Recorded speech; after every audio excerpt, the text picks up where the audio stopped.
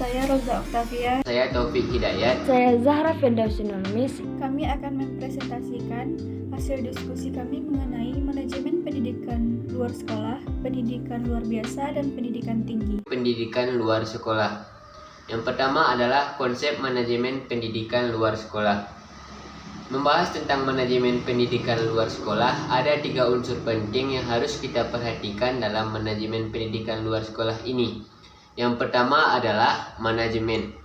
Manajemen dapat diartikan sebagai sebuah kegiatan atau serangkaian kegiatan yang diselenggarakan oleh lembaga atau kelompok untuk mencapai tujuan yang sebelumnya telah direncanakan. Nah, itu adalah pengertian dari manajemen.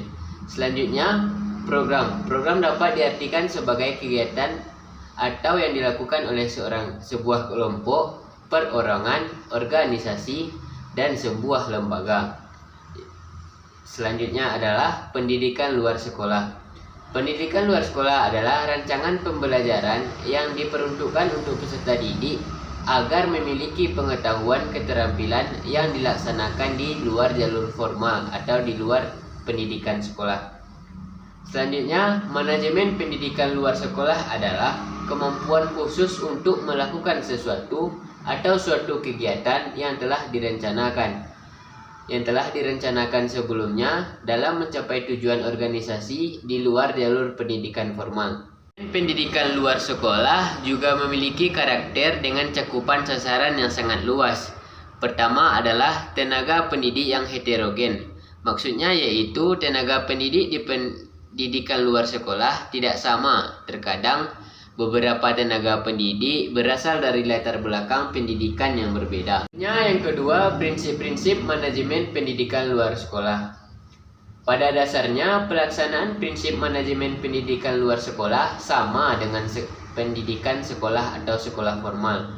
Maka dari itu dapat diambil beberapa prinsip dan manajemen pendidikan luar sekolah adalah sebagai berikut. Prinsipnya yang pertama adalah pembagian kerja. Tujuan dari pembagian kerja ini adalah agar dapat menyelesaikan tugas atau pekerjaan yang telah diberikan kepada masing-masing kita pribadi. Wewenang dan tanggung jawab, yaitu mengerjakan sesuai dengan wewenang yang telah diberikan kepada masing-masing kita. Selanjutnya, apa yang telah diwewenangkan kepada kita tersebut harus kita pertanggungjawabkan. Misalnya, kita harus menyelesaikan pekerjaan yang telah diberikan oleh atasan kepada kita. Selanjutnya, kesatuan perintah. Maksudnya di sini adalah tidak adanya perbedaan pendapat antara pimpinan, karena jika terjadi miskomunikasi antara pimpinan dan juga dengan lainnya, maka tidak akan terjadinya kesatuan perintah tersebut. Yang dimaksud dengan kesatuan perintah di sini adalah bagaimana seorang pemimpin memberikan pekerjaan atau tanggung jawab yang akan diamanahkan kepada bawahannya. Selanjutnya yaitu mendahulukan kepentingan organisasi dibanding kepentingan pribadi, atau yang sering kita sebut dengan loyalitas. Sikap loyalitas seseorang dalam berorganisasi sangat dituntut. Jangan sampai tidak mau loyalitas atau bersikap keras kepala, yaitu kita harus lebih mendahulukan kepentingan organisasi atau kelompok dibandingkan kepentingan kita pribadi. Balas jasa atau imbalan. Prinsip balas jasa atau imbalan ini sesuai dengan kaidah bahasa Arab, yaitu al-hujrah bi al-qadar al-masyaqqah. Upah akan dibayarkan sesuai dengan tingkat kesulitan atau besarnya pekerjaan yang dilakukan. Nah, itulah prinsip yang kelima, yaitu balas jasa atau berupa imbalan. Prinsip yang kelima adalah prinsip keadilan, di mana diterapkan sama rata dan sama rasa walaupun dalam suatu organisasi terdapat pangkat atau jabatan yang berbeda, tetapi untuk mendapatkan keadilan harus disamaratakan. Demikian juga kalau adanya salah seorang anggota organisasi yang melanggar, baik itu seorang bos ataupun pimpinan, kalau dia melanggar juga harus mendapatkan sanksi yang telah diterapkan pada awalnya. Selanjutnya yaitu ada prinsip yang dinamakan dengan prinsip inisiatif. Inisiatif dalam suatu organisasi tidak harus muncul dari diri karyawan anggota saja, namun juga harus ada dorongan dan sokongan dari ketua organisasi untuk mengembangkan visi misi kerjanya masing-masing. Tapi tidak boleh melenceng dari apa tujuan dari suatu lembaga tersebut. Selanjutnya, pada prinsip manajemen pendidikan luar sekolah ada yang dinamakan dengan prinsip asas kesatuan, yang dimana asas kesatuan ini yaitu bertitik tumpu pada kesatuan visi dan misi yang dikembangkan oleh lembaga pendidikan luar sekolah. Asas kesatuan di sini bisa diibaratkan sebuah jaring laba-laba yang berperan sebagai teamwork yang solid memperjuangkan tujuan utama lembaga pendidikan luar sekolah. Nah, itulah beberapa prinsip dari manajemen pendidikan luar sekolah. Poin yang ketiga adalah pendekatan manajemen pendidikan luar sekolah. Di sini yaitu ada beberapa poin lagi, yaitu yang pertama adalah pendekatan pembelajaran. Pada dasar pendekatan ini, Hokseng tahun 1973 dan beberapa pakar lainnya menggolongkan program-program pendidikan sekolah ke dalam 4 kategori, yaitu pendekatan yang berpusat pada isi program, pendekatan yang diarahkan kepada pemecahan masalah, dan juga pendekatan yang diarahkan kepada kesadaran, lalu pendekatan pengembangan sumber daya manusia dan perencanaan kreatif. Nah, itulah pada poin pendekatan pembelajaran. Yang kedua ada yang dinamakan dengan pendekatan pembangunan nasional. Di sini yaitu hingga ada batas kurikulum tertentu, kurikulum pembatasan pendekatan pembangunan nasional ini terdapat di semua sekolah, termasuk di pendidikan non-formal. Pendekatan ini mengandung ada 3 buah unsur. Yang pertama adalah pendidikan kewarganegaraan yang bertujuan untuk memajukan kesejahteraan umum dan juga bangsa. Kedua adalah kependidikan nasional. Pembahasan selanjutnya adalah teknik-teknik manajemen pendidikan luar sekolah. Ada 7 teknik dalam pembelajaran luar sekolah ini. Yang pertama adalah teknik penyajian atau presentasi. Yang kedua, pembinaan partisipasi. Yang ketiga, teknik diskusi. Yang keempat, teknik pelatihan kelompok. Yang kelima, teknik simulasi. Yang keenam adalah teknik pelatihan tanpa bicara. Yang ketujuh adalah teknik pelatihan keterampilan, praktis, dan kepelatihan.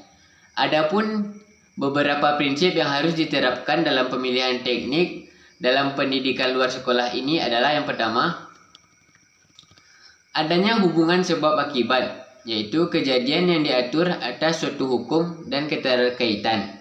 Selanjutnya yaitu prosedur atau proses, tujuan suatu kegiatan atau proses. Selanjutnya, partisipasi peserta didik menjadi lebih tinggi apabila pertanyaan diajukan. Maksudnya adalah ketika seorang guru atau pendidik menanyakan kepada siswa, maka peserta didik akan meningkatkan partisipasinya untuk menjawab pertanyaan tersebut.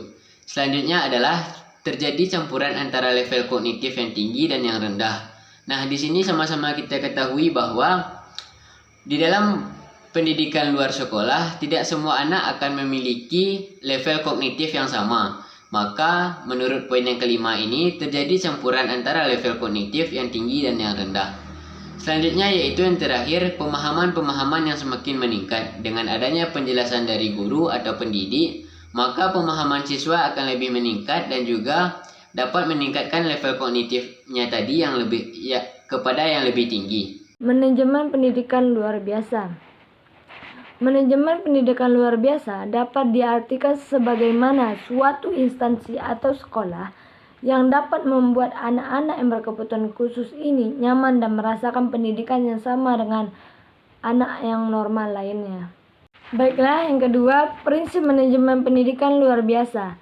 Yang pertama, motivasi. Yang kedua, latar atau konteks. Yang ketiga, keterarahan. Yang keempat, hubungan sosial. Yang kelima, menemukan. Yang keenam, individualisasi.